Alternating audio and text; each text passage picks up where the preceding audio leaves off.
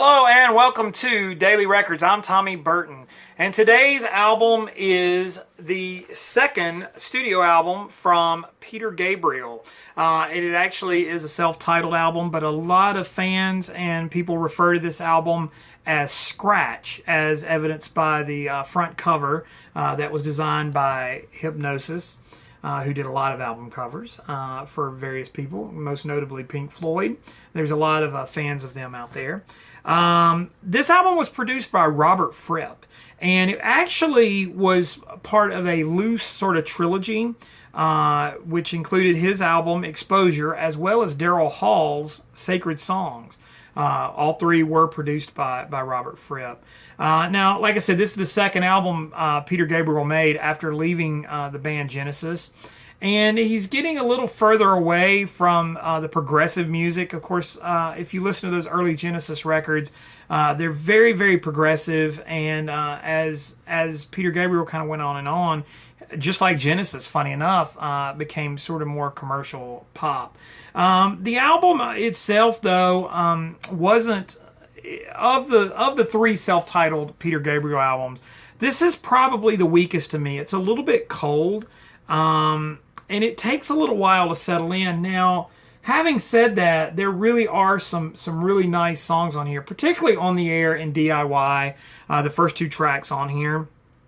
It's very much in line with albums that Bowie was making around this time, the Berlin Trilogy and stuff like that.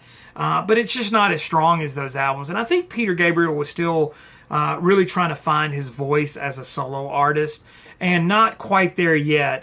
It's a little bit more experimental, and there really was a overall lack of major hits from this album, and so it didn't really get the album sort of off the ground as well as even the first one kind of boasted Salisbury Hill. And by the third album, I think is where Peter Gabriel probably comes into his own.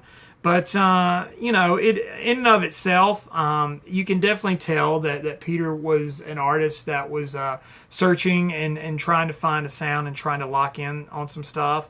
Of course, like I said before, DIY was the only real single on this album, probably the only, if there is a hit, that's it. And like I said, of the three self-titled Peter Gabriel albums, those first three, this is probably the weakest of the three. I would probably rank them with the third album being the best, and then the first album being the second best, and this being the third best. So, but if you're into that sort of interesting exploration of synthesizers and that sort of progressive synth, cold type sound that was kind of predominant there in the late 70s with some artists. And like I said, having a guy like Robert Fripp at the controls probably helped propel that a little bit. This is probably an album that's worth checking out for you. And of course, fans of Peter Gabriel are gonna always look at those albums as sort of the basis for everything that he was able to do. But this is it, the second Peter Gabriel album, Peter Gabriel 2, or Scratch, however you want to refer to it, or just Peter Gabriel 1978. I don't know if I gave the release date. I usually do at the top. If I didn't, it came out June 2nd, 1978. So there you go.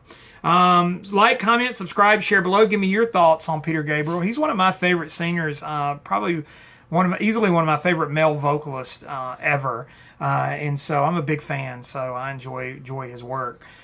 So let me know what you think down there. Follow me on Instagram and Twitter. It's TommyBurton75, and check out my other channel. And in the meantime, I'll see you guys tomorrow with another Daily Record.